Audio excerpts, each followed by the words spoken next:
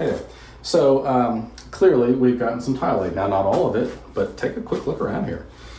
Cubbies and fun stuff and whatnot. What? I know, it's amazing. What? I know, it's truly amazing. So if you're anything like me, people are constantly telling you what a great personality that you have. And you would be tempted to be like, that's so flattering, until you realize what they're actually saying is, you're fat and ugly. I don't know why it's taken me this long to realize it. I get it. Why did you just say that? I mean, does everybody know except for me? It's embarrassing. Everyone's so pretentious. I know.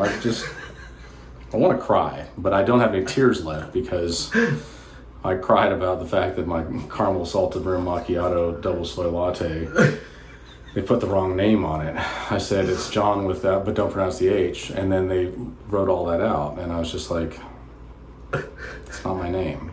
So I just left. What's that? Oh, hey there. So I don't know if you can see this, but this right here, it's kind of scattered around.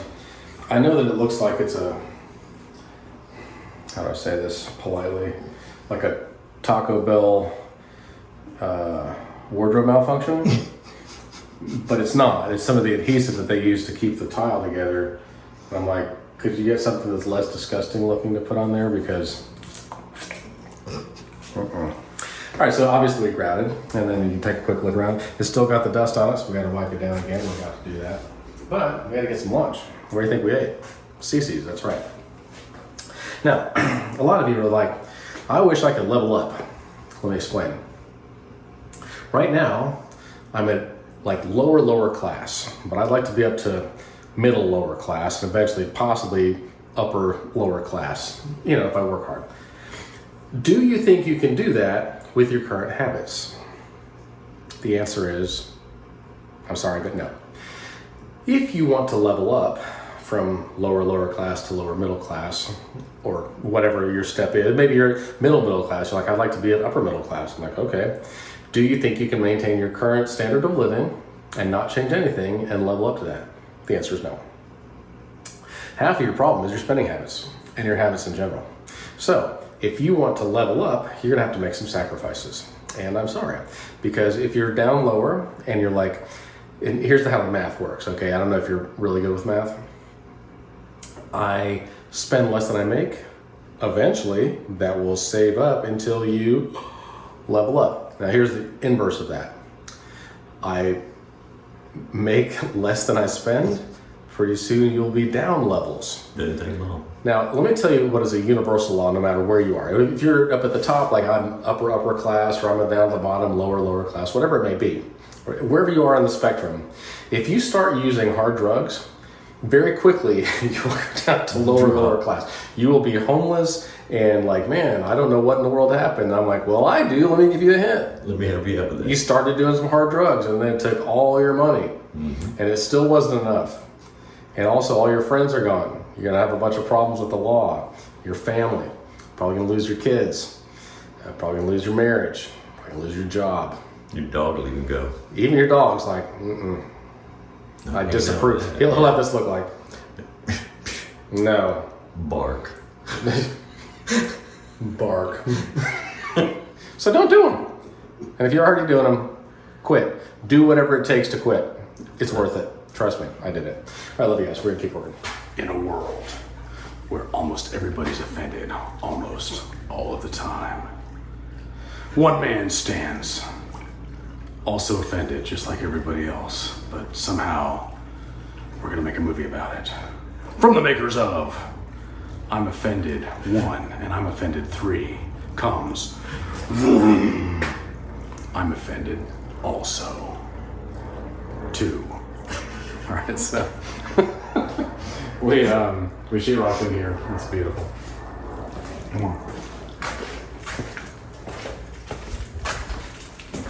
We got all the ground up in here. Also beautiful. Jimmy did all the hard work. I just sat there looking like a monkey in a tree. Pick me on his butt. You don't make it weird, Jimmy. I made it weird. Yeah, you made it weird. Okay. I always do. Look at that. It's beautiful. So what are we gonna do on Monday? We're gonna tape and bed all this, and then Tuesday we're gonna tape and bed it all again, and we're gonna texture it, and we're gonna paint it, and that's gonna be beautiful. You got anything on your heart, Jimmy? Just a little congestion. Well, yeah, heart congestion. Yeah, I mean, thank God the government's looking out for you because they care about your safety, and so they're gonna definitely make sure that you don't eat any French fries, and they're gonna make it illegal. Anything that's sweet or salty or greasy, they're gonna not let you have that because. Thank goodness. Yeah, because I can't handle my own self because I'm not a adult. Exactly. So thank God the government's looking out for me. Word. Here's words you never want to hear. The government's coming to help. Please don't. Yes. Oh, hey there. So today we did a bunch of stuff. We grouted, cleaned off the grout, that's important. Did a little bit more framing inside. We got all the sheetrock in, all the insulation in, and then we stitched this back up. So we're using this as our portal to not have to go through the house with all of our stuff because we're not monsters. Anyway, we stitched this up. We got house wrap, but then you know what happened? We ran out of house wrap. And who do I blame for that? I don't know. I guess Obama. Who are we blaming now? Do we blame Biden? Biden and Trump and Obama. I don't know. Here's what I do know. Most of the time, most of our problems, we can be like, your own choices made your own problem. But think about this. You got your thinking cap on? I do. It's still on. Your choices can also get you out of the problem that you caught. I know. It's unbelievable. So stop playing the victim and start making some choices that'll get you out of the mess that you're in. Because look, you can be a victim one time. That's not your fault. If you choose to be a victim again and again and again and again for the rest of your life and make that a pattern, that is your fault. Sorry. You are a genius, John. I'm sorry. It's true. No. Hey, guys. So maybe you're doing some Hardie siding and you're just like, how am I going to get this complex measurement over to the saw so I can mark it and cut it? And Jimmy suggested that we do it like the ancient cavemen did and, just remember it. Oh, this is nothing. This is just some cave drawings I drew. This is, I think that a lot of times we look at cave drawings and we're like, oh, they're trying to show what an antelope looked like. And really it was just like sports plays, like they were like, okay, so whenever they call hut, 3, 2, 1, whatever, I don't know how the basketball thing works, then we're going to go around here and we're going to get the hole in one and the RBIs or whatever. And I think that's what they were actually doing. And we just look at that and go, that's their best work, but it probably wasn't. They were probably just as smart as us. I think they had modern day technology, and so they didn't draw on the walls that often. It doesn't matter. This reminds me of CNN and why I don't watch it, because really it just reminds me of one incredibly long horror movie that never ends. Or does it? Or does it? It does when the advertising stops. And all of a sudden they're like, you know what, there's peace in the world. And so this reminds me of something. A lot of people are like, are we at the end of the world? Probably. I mean, if we're being honest, my entire life has been one long string of we're in the end times. Mm-hmm. And I believe that, right? But is that something we should be afraid of? And the answer is no, we should not. And here's why. Whenever you're like, hey, we're gonna have a baby, do you ever think like, I can't wait for labor? Or do you think I can't wait till I have the baby, right? So I think we're focusing on the wrong thing. The end times, all the tribulations and all that, that's just so that we'll repent. And if we do, good way to do it. Yeah, if we do, then good. And if we don't, then yeah, we got a lot of stuff to go through until we finally do repent. Or if we don't, then there's eternal punishment. But what we're looking forward to is beyond the labor. We're looking for the baby. We're looking for heaven. That's where we're gonna get to. So for now, we're gonna suffer through some stuff. That's okay. But then we're gonna get past this, so it's gonna be all right. So be of good heart, because, we're gonna keep working right until Jesus comes back. That's what I do. All right, gotta make some stuff. It's been about 28 moments. And as you can clearly tell, we got some siding up. We got some more siding up. Oh, good. And we got some more siding up. Now we're about to do some siding on the other side. But I just want to point out, like, sometimes you can lead a horse to water, but you can't make him think. Do you think that's outdated? You don't have to answer that. It's rhetorical. Rhetorical, for those of you that don't know, that means I already know the answer. I'm just saying it so that it makes an impression on you. Now also, people tell me that I need to be less condescending. And condescending, for you, those of you that don't know, means that I'm talking down to you. So Speaking of talking down to people, I don't want to do that right now. Instead, I want to talk good about people. And I want to tell you what a difference it makes to have a good attitude. And not just in every other part of your life, because I think we've well established that, but in your health, okay? Now, do you know anybody personally who has been sick and had a great attitude, and then, oh, he's pointing at me, that's sweet, and then they ended up healing much quicker than was expected? And he's also pointing at me. Also, do you know anybody who got what should be like a minor amount of sick, but really blew it out of proportion, and then time passed, and you're like, you have been sick for ever. For a couple of years. Yeah, you let this kill you. So, I want to give you a good example, okay? My neighbor and friend Colby, he snapped his back. This was about 10 years ago. And I had seen him the night before, and about 2 hours after I went to bed, he got in a four-wheeler accident and just shattered his back. And they told me about it. I'm like, he didn't. I just saw him like 8 hours ago, and I just woke up. And they're like, no. So we looked for him all day, and we finally figured out that he was in the hospital and he had broken his back. And he was in ICU for a little bit, but then finally they were allowed to get guests. And so, visitors, sorry.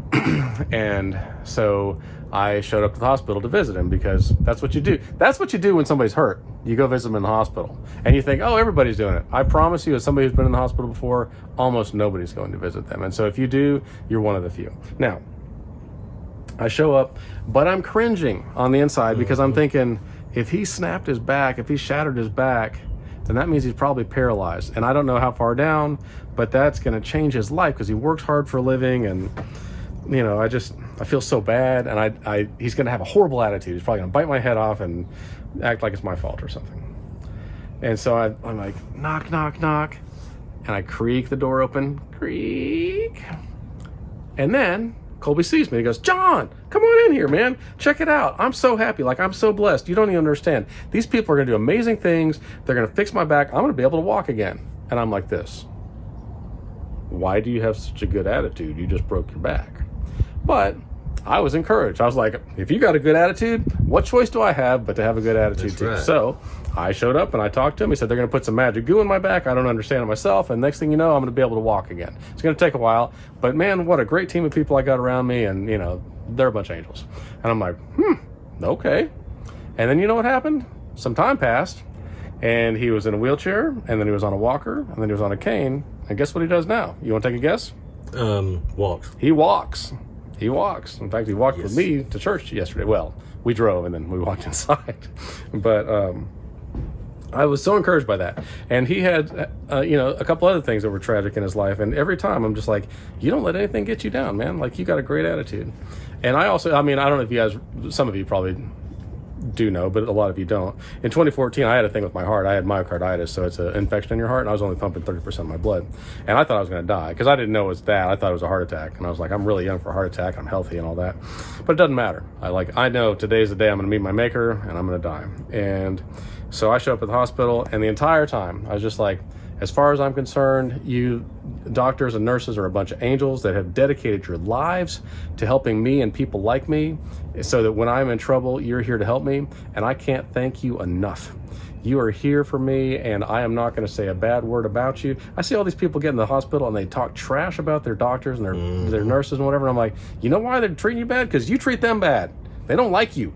They want you gone. And they don't really care if you die, because let's be honest, you're irritating. But I did not. They get once an hour. They're poking needles in my arm I couldn't sleep, and it was miserable. And every time they'd come in, they're like, "Oh, do we have to? Can you just leave it in?" They're like, "No, this is the way it has to be." And I'm like, "Okay, thank you so much. You're an angel of God, and you have come here to save me, and I'm so grateful. I hope you're having a good day." And blah blah. And they were like, "We don't have people like you." And I was out of there in 4 days, and they told me to take heart medicine for a while. Then somebody implied I was going to take it for the rest of my life. At which point I was like, "Oh, but this is where you're wrong." So, you think so? Huh? So it was one of these where if you stop taking it right away, then your heart would explode because it would go too fast, because it was beta blockers. But I weaned myself off, and then everybody goes, "So your doctor told you that?" I'm like, "Mm-hmm." Yeah, Dr. John. Sure did. But that's two examples of people that got healed very quickly from something that should have taken their lives, mostly because they had a good attitude, right? Now, I understand God's blessing. I understand that people did their job and that, there's science and all that. I get all that. But the good attitude had a lot to do with that. So I hope that helps you guys, because if you're given a cactus, you don't have to sit on it. You don't have to sit around complaining about it. You can take that cactus and go, you know what? This would be pretty in the window, and then put it up there and be like, there's probably a reason for that. So if you're given something that's rotten, like Jimmy has a shirt that says, if life gives you AIDS, then make lemonades. It's a good drink. Ooh, do that. All right. Oh, hey there. So I could show you the tape in bed that we did inside, but that's abysmal, and I'm sure you guys have seen it before. It's like, dear Lord, John, don't you do anything else but tape in bed? You're so boring.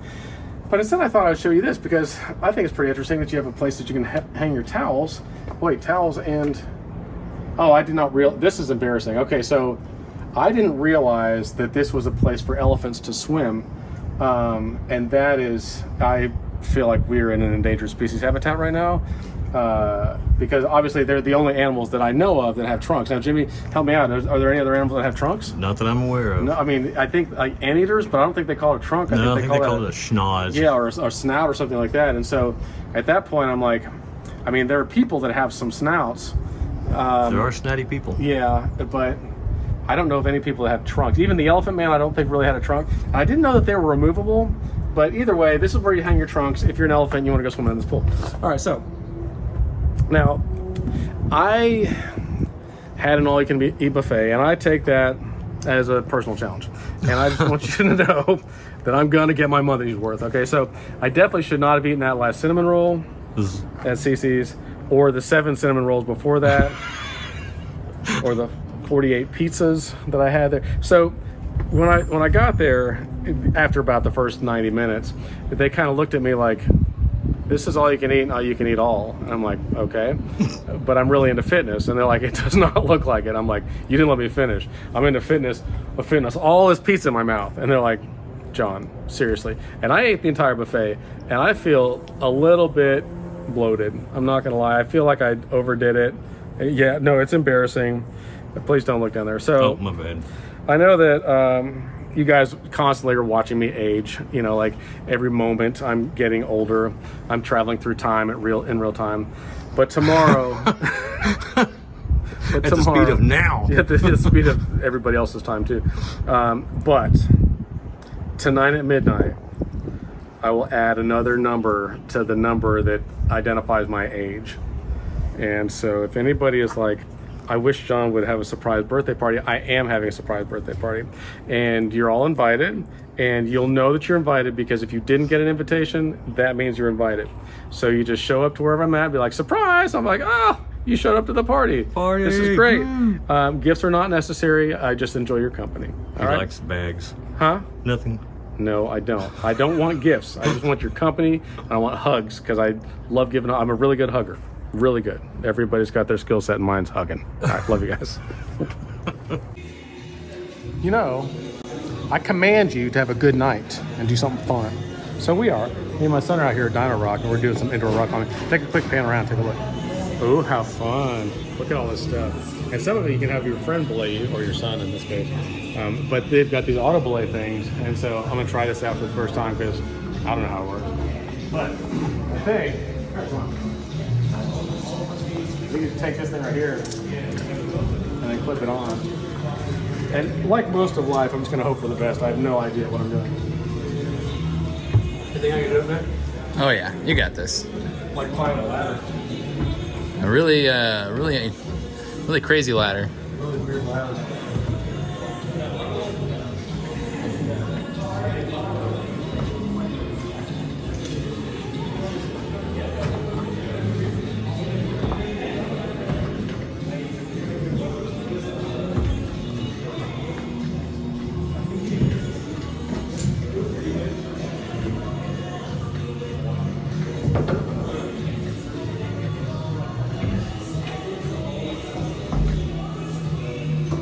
All the way up?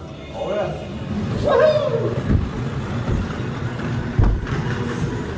Something like that, I think. Oh, hey there. First of all, I'd just like to say thank you to everybody that wished me happy birthday. I really do appreciate it. It seems like all my friends are having birthdays this year, but I'm one of them. And they say, you know, some people are like grumpy about their birthday, like, oh, shut up, I'm not that old. I'm like, well, first of all, I am. And secondly, what are you so upset about? Look, people that have more birthdays live longer. That's true. You gotta use your thinking system. You gotta think about stuff. All right, so somebody for my birthday decided they were gonna have a surprise birthday party for me because I came up with the idea. And so, so thank you, Kim. I'm gonna go over there and we're gonna have food and fun. If you wanna come, then all of our information is up on Facebook in case you've never heard of it. Festivity. Now somebody, I don't want gifts because I'm already rich. What I do want though, and somebody came up with this idea, I like good ideas. And somebody said, why don't you make a bed out of like underneath the sink? Okay, now, sadly we put all the stuff back underneath the sink, but just imagine you open up your cabinet doors and you're laying under there and there's part of it stabbing you in the back and then you're like, I can't get comfortable, and then you're like trying to do stuff. And I was just thinking, wouldn't it be great if there was a bed that was like this that you could rest in every night? Yep, you get out of bed every morning happily. And you'd be like, I can't wait to get out of bed and do literally anything except for be in this horrible, horrible bed. So I do have a bit of advice for you on my birthday, and that is that I don't know how it is in real life, but on the movies, in literally every battle scene, somebody says, fire at will. Okay, and I guess my advice for you is, if your name is Will, run! Don't go into any battles because they will all fire at you.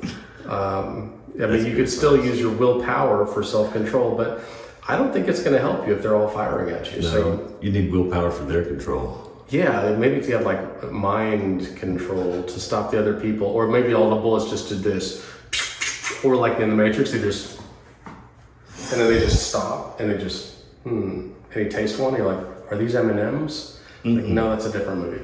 All right, so anyways, thank you so much for all your birthday love. I really do appreciate it. It blesses me very much. And I hope that you guys are also having a wonderful day on my birthday. You can celebrate by doing literally anything you want. Be like, thanks, John. I'll be like this.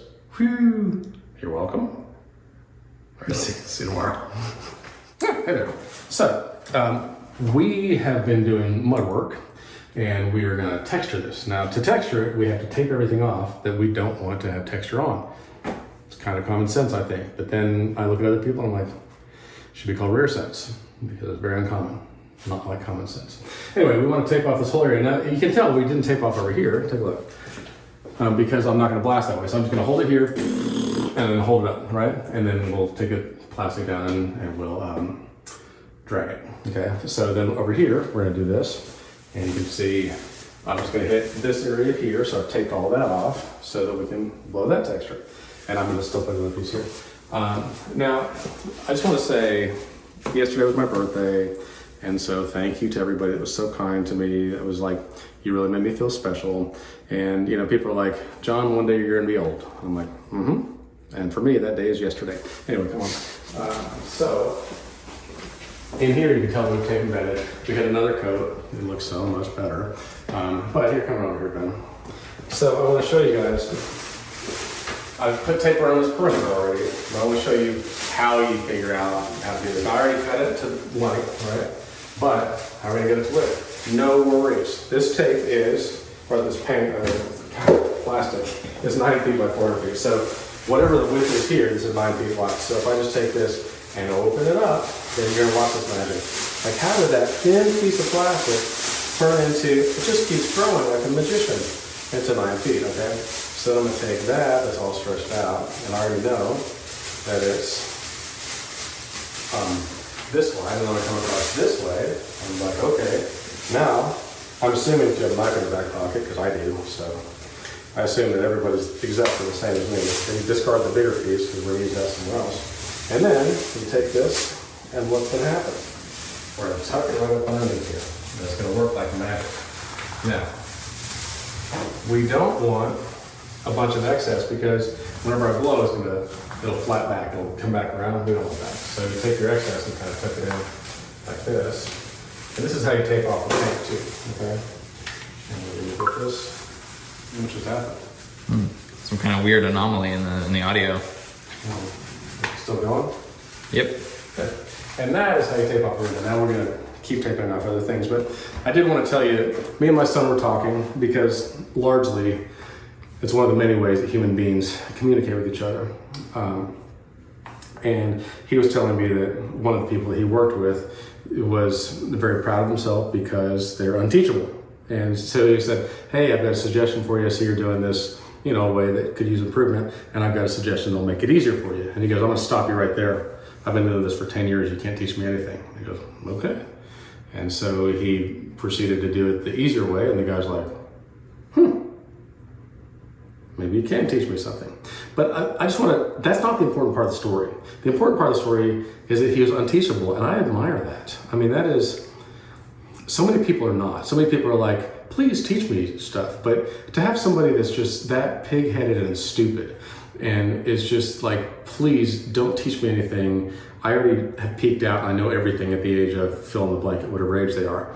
I just think, bro, yeah, I'm gonna keep going. Oh, hey there. So a lot of you guys probably saw in the news this morning, but in Texas, they found a bunch of aliens. And it's fine because they deported them back to Mexico, but I just wanted you guys to know that there were, like millions of aliens here among us. All right, so if you recall, it's been about 28 minutes, there was a small, tiny shower and there was a fur down here, right? And then there's a bathtub here.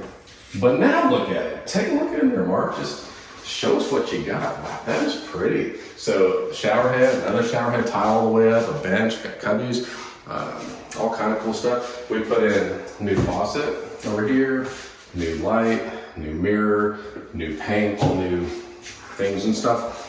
Floor tile over here, we got new light, new mirror, new faucet, new light, new toilet, blah, blah, blah. And then, if you remember, this was a window, and we took that out and we added this whole closet. How beautiful. Now look, there's some missing baseboards, so don't hate on me. And they did make the coronavirus into a light, which is amazing. But they're gonna put in some IKEA built-in shelves, which are my favorite. And then, so this one is done. I'll probably show you the outside here in a second, but what an amazing job. And you know, some people that you work for, you're like, I don't know if you're my favorite person. I don't think I want to hang out with you anymore. And some people, you're like, you were a delight. You're a blessing to the world. These are those people. All right, love you guys. Goodness gracious, you guys still? So it's been 28 moments, and since we started this job. Actually, we poured concrete on this Saturday before last. So it's been 13 physical days, and I think 11 actual working days, something like that. Or 28 minutes in my world. So if you recall, this was a window and a wall, and then we added all the concrete, and then we built this closet, and then we built a breezeway, and we put Hardie up there, put the window in, shingled it, blah, blah, blah, blah, blah. So I hope you guys have all learned something by me not showing you any of the steps along the way, because I'm kind of a jerk. Now look, I want you guys to know this. When you walk into any establishment and somebody says they're the owner, you can be sure they're not the owner. The owner will never tell you they're the owner. You know why? Because they don't want all the, they're like, look, I could actually change things for you and I don't want that responsibility. They're like, me, I'm just nobody. And you're like, you're not. You're the important guy. All right, so I'll see you guys on the next one. I'm gonna go do some dirt work at the next house I'm gonna build. Woo!